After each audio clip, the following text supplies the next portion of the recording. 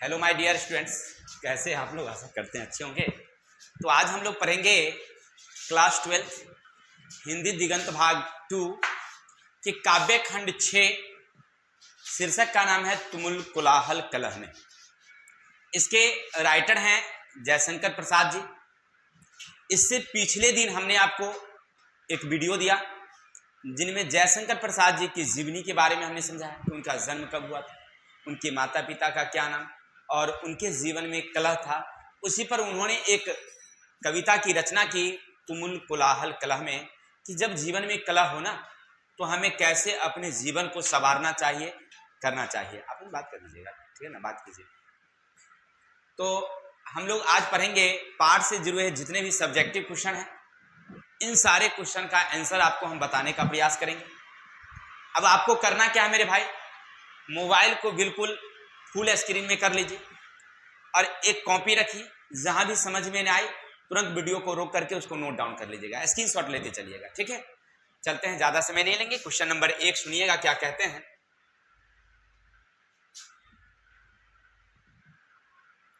Question 1 है, हृदय की बात का क्या कार्य है? हृदय की बात का क्या कार्य है? तो हमारे राइटर यानी पोएट कहिए हमको, कवि साहब जयशंकर प्रसाद जी कहते हैं कि जब हमारा मन कभी व्याकुल होता है, हृदय कभी परेशान होता है, तो ऐसी स्थिति में जो मन की बात है ना, हृदय की मन की बात, वो हमारे मन को तसल्ली देता है। यानी समझाते हैं हम कि हृदय से मन को कि भाई, या मन से हृदय को समझाते हैं तो उससे क्या होता है, हमें शांति मिलती है। यही हृदय की बात है। वहां पर देखिए क्या कह रहे हैं, हृदय की बात का क्या कार्य? तो हृदय की बात का काम है कि जब हमारा मन व्याकुल हो, जब मन परेशान हो, तो ऐसे समय में हृदय की बात हमारी मन को क्या देती है, शांति देती है, तसल्ली देती है। ठीक, चलते हैं पूरी स्क्रीन देखिए। जब हम अत्यधिक कलह, अशांति और परेशानी में घिरे रहते हैं, उस समय हृदय की बात का काम है हमारे मन को शांति और आराम पहुंचाना। आपने क्या समझा कि ये हृदय का काम है कि मन को क्या बनाती है, शांत बनाती है, समझाती है। जब हम किसी काम से परेशान हो जाए तो मन का काम है उस अशांत वातावरण में मन को शांत करना। यानी ये हमारी मन को क्या बनाती है, शांत बनाती है। ये किसका काम है, हृदय की बात का काम है। आशा करते हैं क्वेश्चन नंबर 1 आपको समझ में आया होगा। अगर फिर भी नहीं समझ में आया, स्क्रीनशॉट लीजिए, उसको नोट डाउन करिए। चलते हैं क्वेश्चन नंबर 2। कविता में उषा की किस भूमिका का उल्लेख किया गया है? अब आपने पढ़ा होगा कि कविता में उषा का मतलब होता है सुबह की सूरज की किरणें। उषा यानी सुबह की सूरज की किरणों की भूमिका। आपने कविता पढ़ा था, उनमें था कहानी, उनका एक जयशंकर प्रसाद जी का लिखा हुआ एक कमायनी कविता संग्रह थी, उन्हीं से लिया गया था। उनमें उन्होंने क्या लिखा था कि एक लड़की है श्रद्धा, श्रद्धा की शादी जो है वह किससे होता है, मनु से होता है। और मनु जो है वह श्रद्धा से बहुत प्रेम करता है, लेकिन जब श्रद्धा को एक बच्चा होता है तो वो वहां से चला जाता है, क्योंकि उसे ऐसा लगता है कि श्रद्धा पहले जैसे हमसे प्रेम नहीं करती है, क्योंकि वह श्रद्धा ज्यादा समय अपने बच्चों में व्यस्त हो जाती है। ये होता है कि जब प्रारंभ में शादी वादी होती है तो लड़का लड़की के बीच में काफी प्रेम होता है, उसको लगता है कि हम ही हैं कि यही है और कोनो है ये नहीं। तब का होता है कि जैसे वो बच्चा होगा कि लड़की उसमें ओझरा जाती है, बच्चा में उसकी देख रेख करना और बच्चों से ज्यादा प्रेम, फिर धीरे धीरे ना उसके पति के प्रति उसका कनेक्शन कटना शुरू हो जाता है। तो पति को लगता है कि ओ, हमको लगता है कि भूल गई है।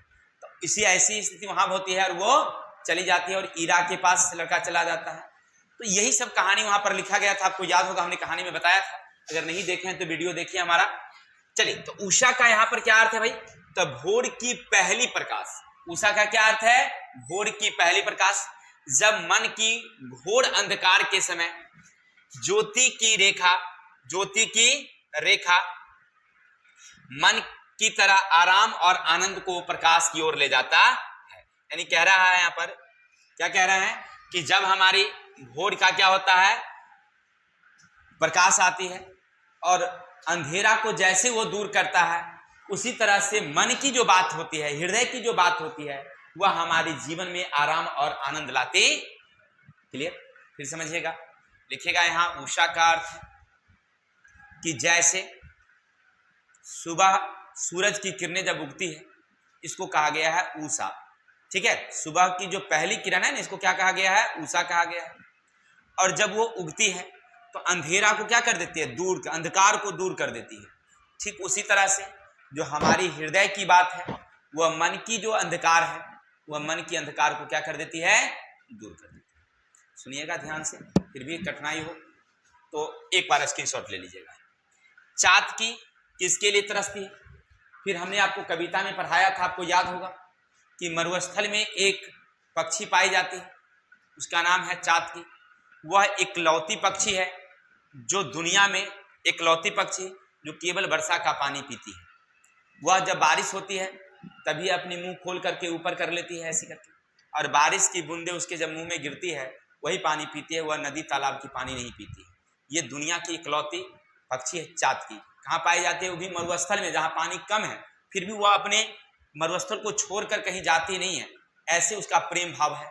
तो यहाँ पर कहते हैं कि चातकी किसके लिए तरसती है? तो मरुभूमि में जल की धारा के लिए, यानी जल की कण के लिए तरसती है।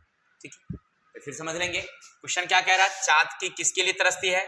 चातकी मरुस्थल में रहने वाला एक पक्षी है जो केवल स्वाति नक्षत्र में होने वाले बारिश की पानी को ग्रहण करती है, और केवल उसी पानी को बूंद के लिए वह तरसती है। यानी उसी पानी की बूंद के लिए चातकी जो है ना तरसती है। अगर आप स्क्रीनशॉट लेना चाहते हैं तो ले सकते हैं। चलिए आगे। बरसात को सरस कहने का क्या अभिप्राय है? देखिए, बरसात का सरस कहने का मतलब यह होता है कि बरसात जब आती है तो आप गौर करके देखिएगा कि जहां भी मरुभूमि है, जहां भी हरियाली नहीं है, ऊषर जैसी धरती दिखाई पड़ती है, धीरे धीरे उसमें क्या आना शुरू हो जाता है? हरियाली आनी शुरू हो जाती है। वहां पर एक नई जिंदगी जैसी दिखाई पड़ने लगती है। तो इसी को कहा गया है सरस। इसी को क्या कहा गया है? सरस। लेकिन ये मरुस्थल अधिक ताप में, वहां भी भूमि अधिक गर्म हो जाता है।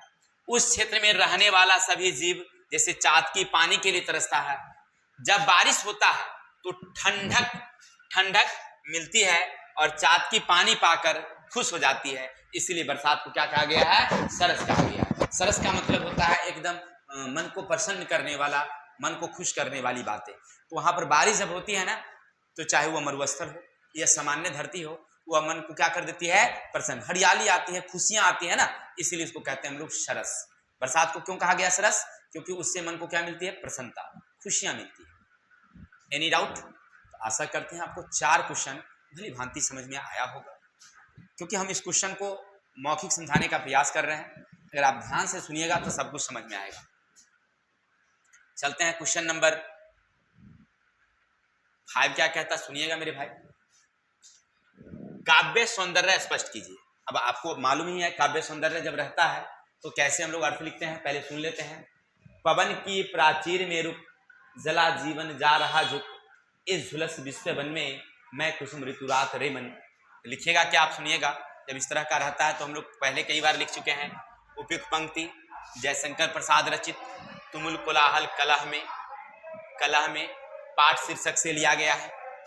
इस पंक्ति द्वारा कहना चाहते हैं, पवन जब ऊंची चार दीवारी में बंद होकर रुक जाता है, माने हवाएं जब चलती है और चार दीवारियों में जाकर के रुक जाता है, जल झुलसकर मनुष्य अपने जीवन के आगे झुक जाता है, तो उस समय इस उदास मन में वन के वसंत ऋतु की तरह उम्मीदें की फूल खिलते हैं। यानी कहने का अर्थ है कि जब हवाएं जो है ना रुक जाती है, और हवा जब रुक जाती है और बरसात जब होती है, मानी काफ़ी गर्मी रहती है पृथ्वी पर, जब बरसात होती है तो लोगों को काफ़ी राहत मिलती है। जैसे अभी गर्मी का दिन है, मान लो अब कितना बढ़िया चल रहा था, लेकिन अचानक हवाएं रुक जाती है। जैसे हवाएं रुकती है काफ़ी गर्मी लगता है, महसूस होता है, काफ़ी हम लोग बेचैन हो जाते हैं। और ऐसे समय में बारिश जब होती है तो थोड़ी सी ठंडक महसूस होती है। अगर रात में बिजली भी ना रहे तो हम लोग आराम से कहीं सो लेते हैं, कहीं कोई दिक्कत। यानी कि गर्मी के दिनों में बरसात होना बहुत ही सुंदर माना जाता है। इसी को उन्होंने जयशंकर प्रसाद जी ने लिखा है कि जब हवाएं रुक जाए जीवन में कठिनाइयाँ हो और वैसे समय में थोड़ी सी भी आशा की किरणें अगर दिखाई देती है तो जीवन हमारा प्रसन्न खुश हो जाता है। जयशंकर प्रसाद जी इन्होंने अपनी कविता के माध्यम से हमें क्या समझाया कि जब भी अगर आपके जीवन में कठिनाई आए और थोड़ी सी भी तसल्ली मिलती है तो उससे हमारा जीवन ना धन्य हो जाता है, प्रसन्न हो जाता है। आशा करते समझ गए होंगे। चलते हैं क्वेश्चन नंबर 6। सजल जलजात का क्या अर्थ है? सजल जलजात का मतलब होता है, सुनिएगा क्या कह रहे हैं हमारे जयशंकर प्रसाद जी। कह रहे हैं सजल जलजात का अर्थ है जल में खिला हुआ कमल। मानव जीवन आंसुओं का सरोवर है और उस पर पुरातन निराशा रूपी बादल की छाया पड़ रही है। उस चातकी के लिए जल की आशा की किरण है जिस पर भौरे मंडराते हैं। सुनिएगा क्या कह रहे हैं कि सजल जलजात का मतलब होता है कि जल में रहने वाली जो फूल हैं कमल, वो कमल के लिए जलजात कहा गया है, क्योंकि जहाँ पर पानी है, पानी में तो जल में कमल खिल ही रही है, लेकिन मरुस्थल में जब पानी नहीं मिलता है और वैसे समय में जो हमारी चातकी पक्षी हैं या अन्य प्रकार के जो जीव हैं पानी के लिए तरसते हैं, और जब बारिश होती है तो वहाँ पर एक अलग सी प्रसन्नता खुशी होती है, तो उन्हीं को कहा गया है सजल जलजात। क्या कहा गया है? सजल। चातकी के लिए जल की आशा की किरण है, यानी चातकी जो है वह आशा लगाए हुए है कि बारिश होगी, तो इसी को कहा गया है सजल जलजात। क्लियर? आशा करते समझ गए होंगे। क्वेश्चन नंबर चलते हैं 7। कविता का केंद्रीय भाव क्या है? संक्षेप में लिखिए। आपने एक कविता पढ़ा है तो कविता का क्या अर्थ आपको समझ में आया है, तो इन्हीं के बारे में आपसे पूछ रहा है। कविता का केंद्रीय भाव है कि जब आपका मन व्याकुल हो जाए, आप किसी से परेशान में हो, कोई आपकी मदद करने के लिए नहीं आएगा, जो भी करना होगा खुद करना होगा, थका मांदा शरीर आराम खोजता है, तो मन की बात इस जीवन को सरस बनाता है। आपने क्या समझा?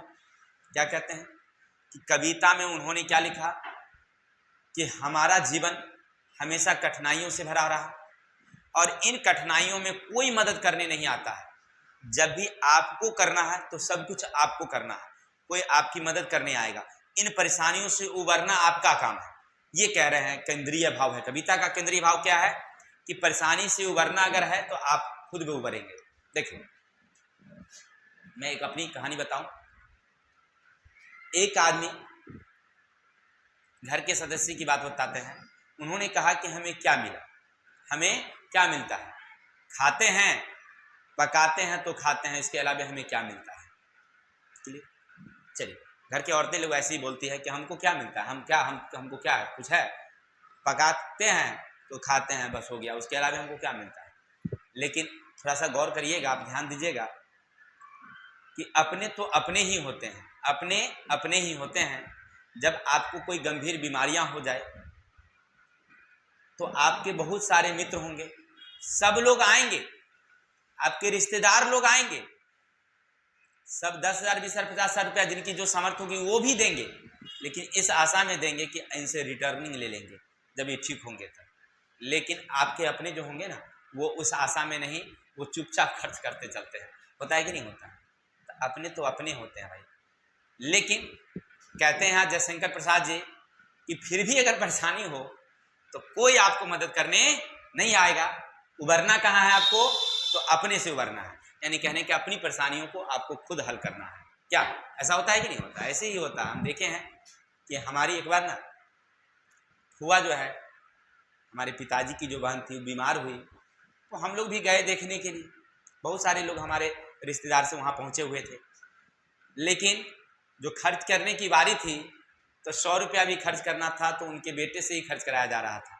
हम लोग केवल गए और देख करके आ गए, केवल तसल्ली उनको हुआ कि हम लोग पहुँचे थे, लेकिन 100-50 रुपया हम लोग खर्च नहीं कर पाते हैं। यही तो, बस यही है कि कोई अपना ही कोई मदद कर सकता है, कोई दूसरा आपको मदद नहीं कर सकता है, या आप अपने खुद ब खुद करेंगे। क्लियर? चलिए आगे। कविता में विषाद और व्यथा का उल्लेख है, वह किस कारण से है? अपनी कल्पना कीजिए। तो कवि के अनुसार संसार की वर्तमान स्थिति कोलाहलपूर्ण है, कवि इससे क्षुब्ध है, इससे मनुष्य का मन चीर विषाद में विलीन हो जाता है, मन में जूठन होने के लगता है, माने कष्ट होने लगता है, इसलिए संसार में विषाद और व्यथा ही है। देखिए क्वेश्चन क्या कहता है, सुनिएगा थोड़ा सा। कविता में विषाद और व्यथा का उल्लेख है।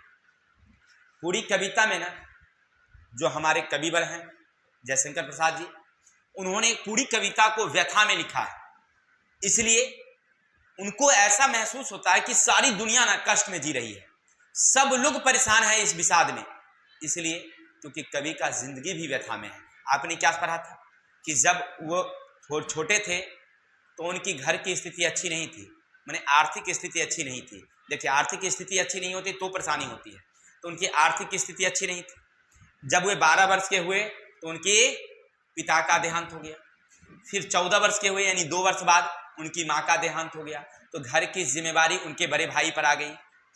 हाँ सही बात है। और जब थोड़ा सा बड़े हुए मतलब तो उनके कलह के कारण उनके बड़े भाई की भी मृत्यु हो गई, तो घर की पूरी जिम्मेवारी अब इनके कंधे पर आ गई। तो ये तो कलह ही है ना भाई, आर्थिक स्थिति अच्छी नहीं, पिता माता भाई सब मर जाए तो भाई स्थिति क्या है तो समझ ही रहे हैं।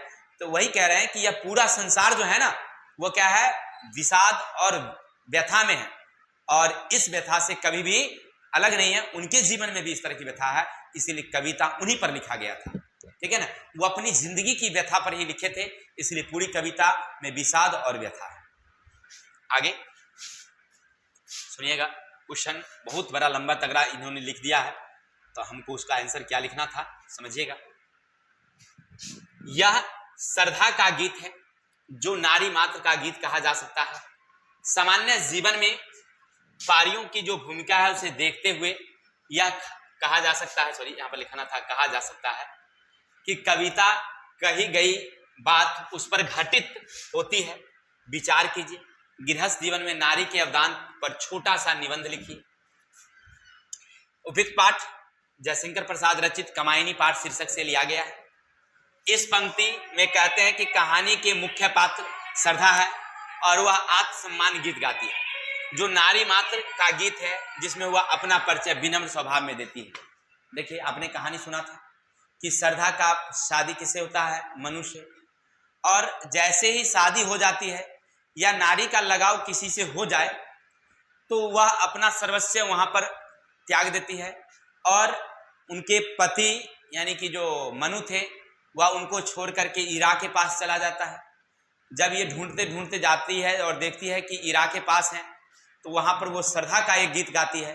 वही गीत इनके नारित्य का पहचान दिलाती है, यानी कि नारी हर स्थिति में चाहता है कि हमारा जिससे एक बार मिलन हो गया, अब हम उसको छोड़ के, चाहे वो कितनों खराब काहे नहीं हो, कितनों कठिन काहे नहीं हो, नारी का एक स्वभाव होता है कि वो चाहती है कि हम जिसके पास थे हम उसी के पास रहें, हमें कहीं जाने की जरूरत अब नहीं है। तो वही श्रद्धा का यहाँ पर एक गीत है। श्रद्धा एक गीत गाती है, किसमें, कमायनी में, जिन्होंने जयशंकर प्रसाद जी ने लिखा था उनमें उन्होंने गीत गाया है, और उसमें अपना परिचय विनम्र स्वभाव में देती है। यानी विनम्र स्वभाव का मतलब है कि वह जानती है कि मेरे पति इरा के पास है, इरा से वह प्यार करते हैं, लेकिन फिर वो उन्हें वापस लाने के लिए वो श्रद्धा का गीत गाती है। तो आशा करते हैं आपको समझ में आया होगा। ऐसे क्वेश्चन ही लंबा है, पूछता नहीं है, फिर भी अगर दिक्कत है तो स्क्रीनशॉट लीजिए, फिर आगे ले लिए होंगे। चलते हैं क्वेश्चन नंबर 10 देखते हैं क्या है। इस कविता में स्त्री को प्रेम और सौंदर्य स्रोत बताया गया है। आप अपनी पारिवारिक जीवन के अनुभव के आधार पर इस कथन की परीक्षा कीजिए। इसमें प्रेम और सौंदर्य का चित्रण किया गया है। कवि स्त्री को प्रेम और सौंदर्य का स्रोत बताया है। कवि का कथन सही है। जब कभी पुरुष कहीं से काम करके थक परेशान होकर के आते हैं तो स्त्री उसे अपने प्रेम से प्रसन्न कर देती है। समझ में आई बात? देखिए कविता में, क्योंकि कविता कहाँ से लिया गया है, कमायनी से। कमायनी एक प्रेम भरी, प्रेम रस की कविता है। आपने क्या पढ़ा था कि श्रद्धा और मनु की शादी होती है। शादी होने के बाद दोनों के बीच में काफी प्रेम है। जब भी मनु कभी आते हैं कहीं से काम करके, थक मर करके आते हैं, तो क्या होता है कि श्रद्धा जो है उसे अपने प्रेम में प्रसन्न कर देती है। मैंने कहने का अर्थ है कि मतलब कुछ ऐसा बातें करती है कि श्रद्धा की बातों से मनु प्रसन्न हो जाते हैं। क्या? तो हर लोगों के जीवन में ऐसी घटना होती है कि आपके प्रेमी अगर आपके पास में हो और अगर जब पास में रहें और कोई शब्द प्रेम से बोल दे तो जो मन की पीड़ा होती है वो क्या हो जाती है, खत्म हो जाती है। चलिए हम अपनी एक कहानी बताते हैं कि हमारी एक भाभी थी, हमारे बड़े भाई लोग एक छत पर ना खाना खा रहे थे। हम नीचे दुकान पर बैठे हुए थे एक जगह। एक आदमी देखा ना तो बोला, और उना पंखा झल रही थी और वो खाना खा रहे थे। गर्मी का दिन, शाम का समय था, रात वाला, और छत पर लाइट जला करके खा रहे थे। हम बाहर से, हम लोग बैठे हुए दुकान पर से देख रहे थे। एक आदमी बोला कि ऐसे अगर हमको खाना खिलाया जाए ना तो 2-4 रोटियां ज़्यादा खा लेंगे भाई। तो काहे भाई? तो पत्नी पंखा झल झल के खिलावे तो समझिए कि ना लोग बात करते करते 2-4 को दबा देता है, ध्यान नहीं रहता है कि पेट भरा कि नहीं भरा।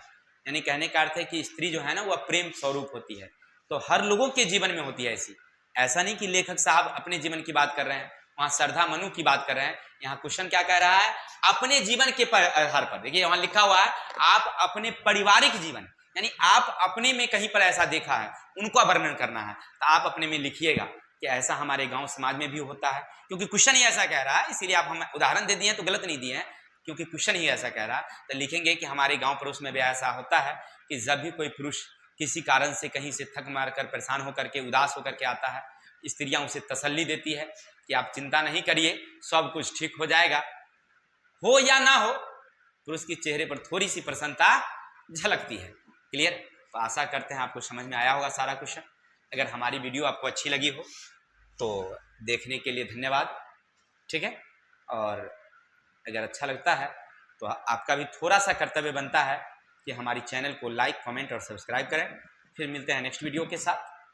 हंसते रहिए, मुस्कुराते रहिए और राकेश सर का वीडियो देखते रहिए। जय हिंद, जय भारत। हाँ, हमारे चैनल पर बहुत सारे मोटिवेशनल वीडियो भी है, बहुत सारी वीडियो आप देख सकते हैं। जाइए, आपको समझ में आएगा कि हमने एक टॉपिक्स पर एक एक करके क्वेश्चन बनाते हैं, आप देख सकते हैं, ठीक है।